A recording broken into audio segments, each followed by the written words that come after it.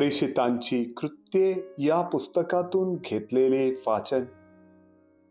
यरुशलेमेतल्या मंडळीचा फार छळ झाला, म्हणून प्रेषितांखेरीज त्या सर्वांची यहुद्या आणि शोमरोन या प्रदेशात पांगापांग झाली.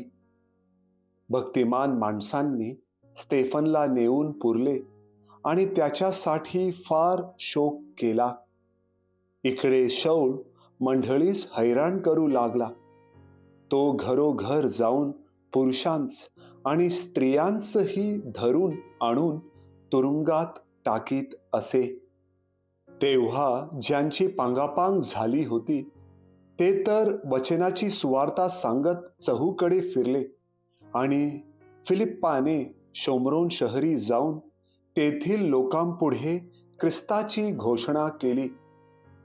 तेव्हा फिलिप्पाचे भाषण ऐकून आणि तो करीत असलेली चिन्हे पाहून लोकसमुदायांनी त्याने सांगितलेल्या गोष्टींकडे एकमताने लक्ष दिले.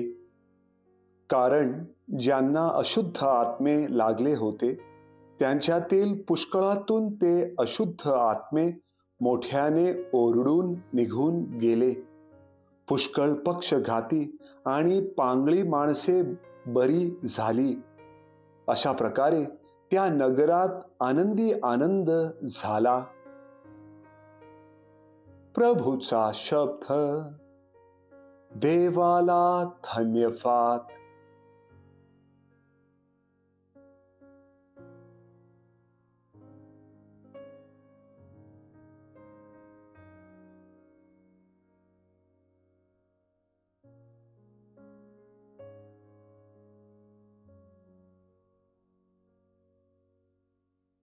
योहान लिखित पवित्र शुभवर्तमानातून घेतलेले वाचन.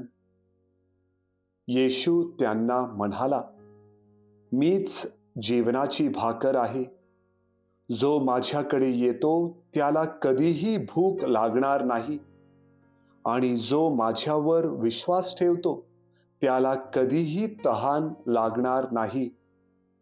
परंतु तुम्ही मला पाहिले असताही विश्वास ठेवला नाही असे मी तुम्हाला सांगितले. पिता जे मला देतो ते सर्व माझ्याकडे येईल आणि जो माझ्याकडे येतो त्याला मी मुळीच घालवून देणार नाही. कारण मी स्वतःच्या इच्छेप्रमाणे नव्हे तर ज्याने मला पाठवले त्याच्या इच्छेप्रमाणे करावे म्हणून स्वर्गातून उतरलो आहे.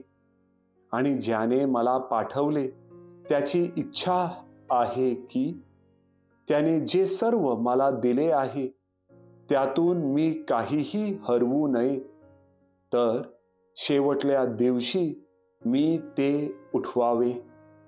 माझ्या पित्याची इच्छा हीच आहे की जो कोणी पुत्राला पाहून त्याच्यावर विश्वास ठेवतो त्याला सार्वकालिक जीवन प्राप्त व्हावे.